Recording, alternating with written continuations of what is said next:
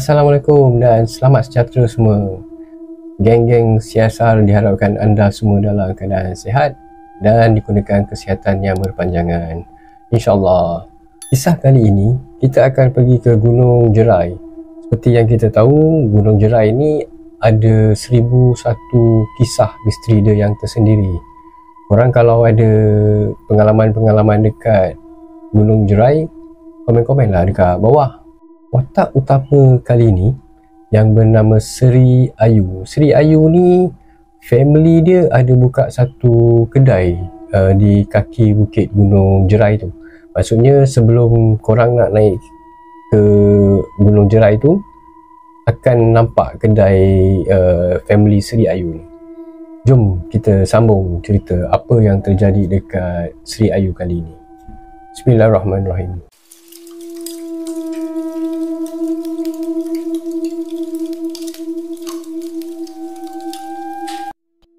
Untuk pengetahuan semua, pada masa ni Sri Ayu umur dia 17 tahun. Pada masa tu, bapa kepada Sri Ayu ni ada buka sebuah gerai dekat kawasan air terjun tu yang menjadi tumpuan tempat remaja serta family-family macam kira nak mencari ketenangan lah, kedamaian lepas penat-penat bekerja kan. Bapa Sri Ayu ni dia jual makanan macam nasi berlauk, rojak, air minuman dekat kaki Gunung Jerai tu. Kawasan tu memang dipenuhi dengan pokok-pokok hutan, batu-batu hampa yang memang tersegam lah, dengan pula perlu ada kesan-kesan peninggalan sejarah.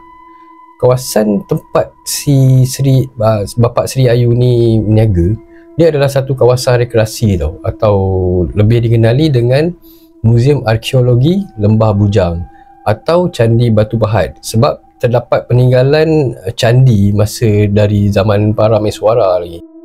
Mana yang tak tahu candi tu apa? Candi tu adalah satu bangunan purba yang diperbuat daripada batu. Candi ni merupakan tempat sembahyang atau kuil penganut agama Hindu atau Buddha. Candi yang ada dekat Muzium Arkeologi Lembah Bujang tu adalah antara yang tertua dekat Malaysia ni. Jadi kalau pada hujung minggu memang banyaklah rombongan-rombongan sekolah ataupun pelancong datang dekat tempat tu pada hujung minggu. Bapa Sri Ayu ni berniaga pada hari-hari Jumaat, Sabtu dengan Ahad. Sri Ayu dengan abang-abang dia ni tolonglah bapa dia berniaga kan masa hujung minggu. Bapa Sri Ayu ni dia ada dua kedai tau. Satu dia buka dekat pintu masuk muzium, dan lepas tu ada kedai makanan pula dia buka dekat rumah yang terletak di jalan masuk dekat tempat perkelahan. Si Ayu dengan abang dia ni bergili-gili lah jaga gerai dekat pintu masuk muzium ni. Kalau cuti sekolah pula, gerai yang dekat depan muzium ni dia akan buka setiap hari. Lepas tu Sri Ayu ni akan jaga kedai sambil dia ulang kaji pelajaran dia. Diorang sekeluarga ni akan bermalam dekat situ tanpa bekalan elektrik dan hanya berbekalkan pelita minyak tanah. Nak dijadikan cerita, pada satu malam tu, Sri Ayu ni melepaklah berbaring dekat satu batu hamparan yang panas tau. Macam, yalah cuaca kat sana macam sejuk-sejuk, batu tu panas kan. Dia macam mengam lah sambil baring kan, tengok bintang-bintang dekat atas kan. Sambil-sambil tu dia dengar abang dia memetik gitar, memainkan lagu left-handed masa tu di tengah kepekatan malam, tengah sedap layan kan, dekat kawasan yang suram. Lepas tu diterangi dengan cahaya bulan kan, macam syahdu jadinya kan. Masa Sri Ayu layan healing, layan feeling dekat atas batu hampa tu, tiba-tiba mata dia macam tertangkap sesuatu yang bergerak-gerak dekat kawasan jeram yang dekat bawah tempat diorang lepak ni lah. Dia nampak kelibat sekumpulan wanita berambut panjang serta macam ada kepak. Seakan-akan kepak dia tu macam daun pisang berkeliaran dekat kawasan tempat mandi. Kepak-kepak tu macam dia nampak macam berkilat-kilat memancar tau bila terkena suluhan cahaya bulan penuh. Malam tu memang tak ada lampu tapi ada bulan lah yang menerangi kawasan tu. Sesekali si Sri Ayu ni terdengar macam suara hilayan kalau diamati betul-betul bunyi tu. Dan dia yakin yang benda yang dia nampak tu bukan manusia. Jadi dia pun kuis bahu abang dia, bagi syarat dengan kepala je untuk ajak abang dia masuk dalam rumah. Abang dia ni memang dah masak betul lah dengan perangai si Sri Ayu ni, sebab dia takkan tegur ataupun tunjuk sesuatu, tapi bila kalau dia dah bagi sign atau isyarat macam tu, maksudnya ada sesuatu yang dia nampak. Lepas tu diorang pun cepat-cepat balik rumah, yang rumah kedai tu, naik ke atas untuk tidur. Pada esoknya Sri Ayu ni ceritalah dekat mak dia. Lepas tu apa lagi, mak dia membebel lah, kau ni malam-malam keluar berkeliaran, nakkanlah jumpa benda yang bukan-bukan, nakkanlah berkepak benda yang kau jumpa tu. Cubalah malam-malam duduk rumah, tengok TV, tengok cerita Upin Ipin ke, Boboiboy ke. Lepas dia kena bebel tu, dia pun niagalah macam biasa, dia tolong mak dia kan, sebab hari tu adalah hari cuti umum yang jatuh pada hari Jumaat. Lepas tu ramailah pengunjung yang datang untuk berkelah ataupun pergi dating kan kat situ kan. Jadi kedai diorang ni busy lah sebab hari cuti kan. Daripada pagi membawa ke tengah hari membawa ke petang. Lepas tu lebih kurang pukul 3 petang ni, Sri Ayu ni baliklah ke rumah, sebab giliran dia abang dia pula ganti lepas solat Jumaat. Bila dia masuk ke rumah dia tu, dia cuma nampak ayah dia je. Lepas tu dia tanyalah, mak pergi mana? So bapak dia ni bagi tahu yang maknya pergi ke bukit belakang rumah untuk cari kayu api, dan sebatas kilat si Sri Ayu ni berlari-lari mendaki bukit melalui jalan belakang untuk teman mak dia ni lah. Tapi tanpa dia sedar, mak dia ni dah turun bukit ni melari jalan lain. Jadi Sri Ayu ni masih macam tercari-cari mak dia lah.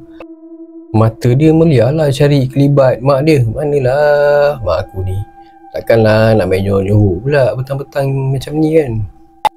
Tengah mata dia melilau-lilau cari mak dia tu, lepas tu dekat depan sikit tu dia nampak lah kelibat mak dia tu.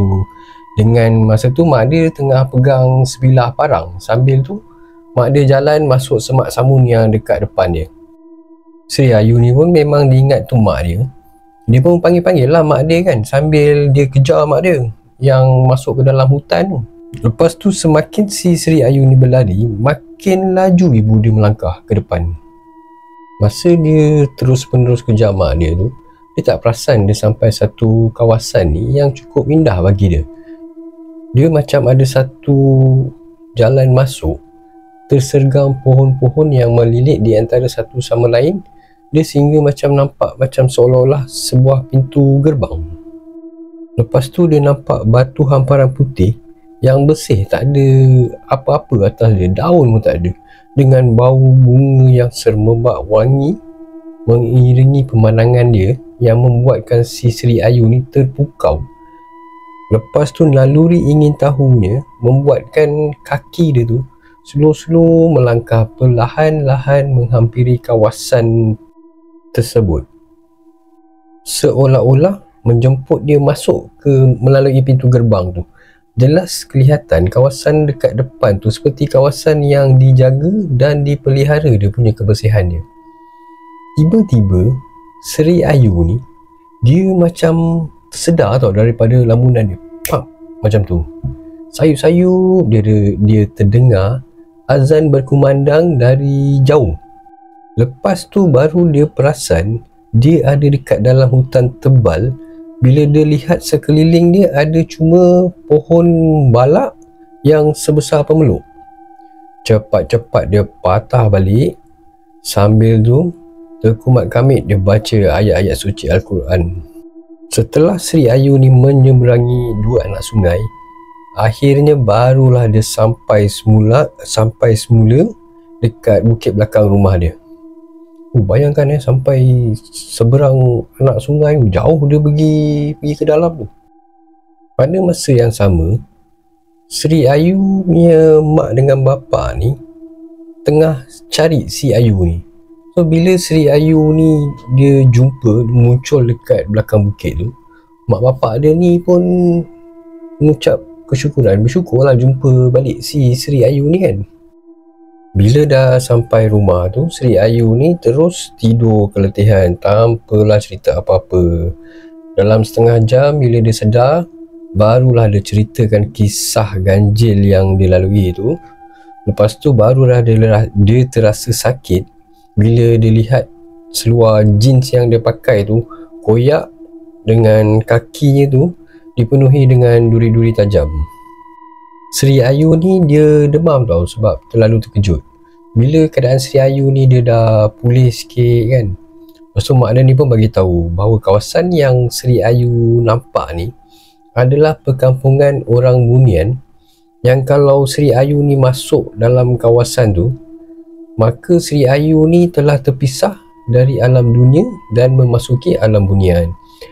Azan yang Sri Ayu dengar tu, yang sayup-sayup dia dengar tu, azan itu dilaungkan oleh abang Sri Ayu ni waktu diorang dalam usaha cari Sri Ayu ni. Dan azan itulah yang menyedarkan Sri Ayu ni dari pukauan makhluk tersebut. Lepas tu wanita yang Sri Ayu nampak yang berkepak tu, menurut mak Sri Ayu ni, itu adalah pari-pari malam yang mandi pada malam bulan mengambang. Sekian saja cerita pada kali ini. Benar atau tidak? Wallahualam. Sekiranya penyampaian cerita saya ini tidak memuaskan, saya minta maaf. Sehingga kita berjumpa lagi di cerita seterusnya. Assalamualaikum dan bye-bye.